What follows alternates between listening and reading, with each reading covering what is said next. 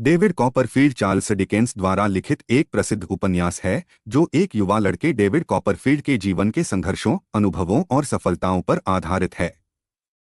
यह कहानी डेविड के बचपन से शुरू होकर उसकी वयस्कता तक के सफर को दर्शाती है, जिसमें समाज के विभिन्न पहलुओं और मनुष्यों की प्रवृत्तियों का वर्णन किया गया है। कहानी की शुरुआत डेविड के जन्म से होती है। वह इंग्लैंड के एक छोटे से कस्बे में जन्म लेता है। उसकी मां क्लारा एक दयालु और नाजुक महिला है, लेकिन डेविड के पिता की मृत्यु उसके जन्म से पहले ही हो जाती है। उसका शुरुआती जीवन शांतिपूर्ण होता है, लेकिन जब उसकी मां का विवाह मर्डस्टोन नामक एक कठोर और निर्दयी व्यक्ति से होता है, तब डेविड के जीवन में कष्टों का सिलसिला शुरू हो जाता है।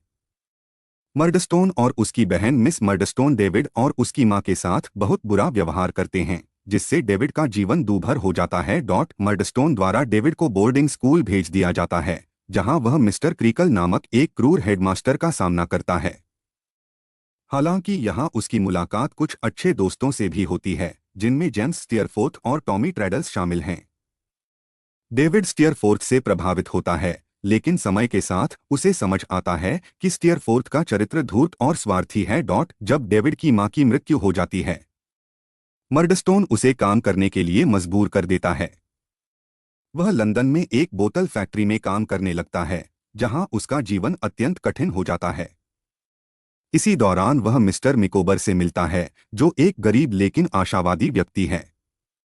मिकोबर का जीवन संघर्षों से भरा है, लेकिन उसकी सकारात्मक सोच डेविड पर गहरा प्रभाव छोड़ती है। बाद में डेविड अपनी चाची मिस बेट्सी ट्रॉटवुड के पास रहने चला जाता है। मिस बेट्सी एक सख्त लेकिन दिल की अच्छी महिला होती हैं, और वह डेविड को स्कूल भेजने का निर्णय लेती हैं। यहां से डेविड की शिक्षा शुरू होती है और वह एक वकील बनने का सपना देखने लगता है। उसकी मुलाकात डोरा स्पेनलो से होती है, जिससे वह प्रेम करता है और बाद में उससे विवाह करता है। लेकिन डोरा की अकाल मृत्यु डेविड को दुखी कर देती है।